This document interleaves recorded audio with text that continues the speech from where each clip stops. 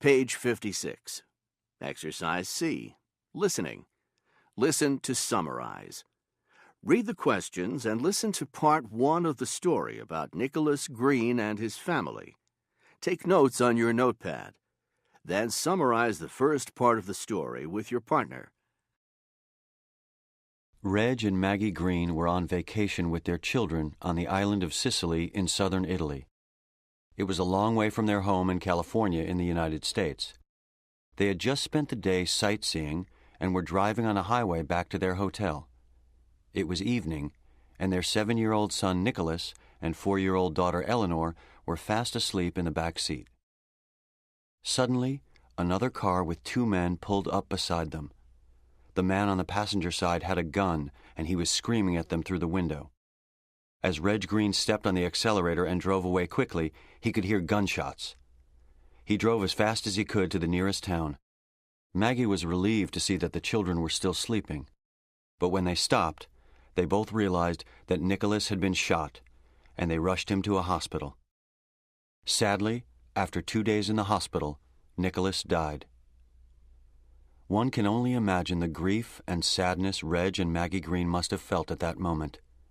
But they made a decision that touched the lives of many people and the hearts of millions around the world. They decided to donate Nicholas's organs to Italians who were very sick and needed them.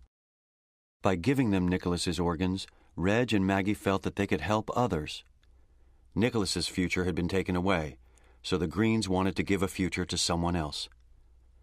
Their gift turned a senseless tragedy into a lesson in giving. Italians were very moved. They could not believe that visitors from another country who had suffered such a terrible loss could be so giving at such a terrible moment.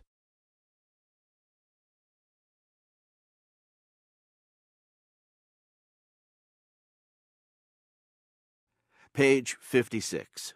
Exercise D. Listening. Listen for details. Read the questions and listen to part 2. Discuss your answers with a partner. Within days, the Green family's personal experience erupted into a worldwide story. In Italy, strangers walked up to them on the street with tears in their eyes to say thank you. People started naming streets, schools, and hospitals for Nicholas Green. When the Greens returned home, they received letters from thousands of people around the world. The letters told how the Greens' decision changed their attitudes about donating organs. In Italy, the number of people who were willing to become organ donors increased by 300 to 400%. They called it the Nicholas effect. The Green family returned to Italy more than a dozen times after Nicholas's death, and they met all of the people who received Nicholas's organs, 7 people in all. A 15-year-old boy got Nicholas's heart. During his illness, he had weighed only 27 kilograms and had spent half his life in hospitals. After the surgery, he was healthy and full of energy. One girl was 2 days from death. The doctors had given up on her. But with one of Nicholas's organs, she got better. She later got married, and she gave birth to 2 babies, one a boy whom she named Nicholas. A woman who had never seen her own child's face now can see, thanks to the corneas from Nicholas's eyes. An 8-year-old boy was arriving at the hospital for his surgery to get one of Nicholas's organs. He was asked to think about something nice. He said, "I'm thinking of Nicholas."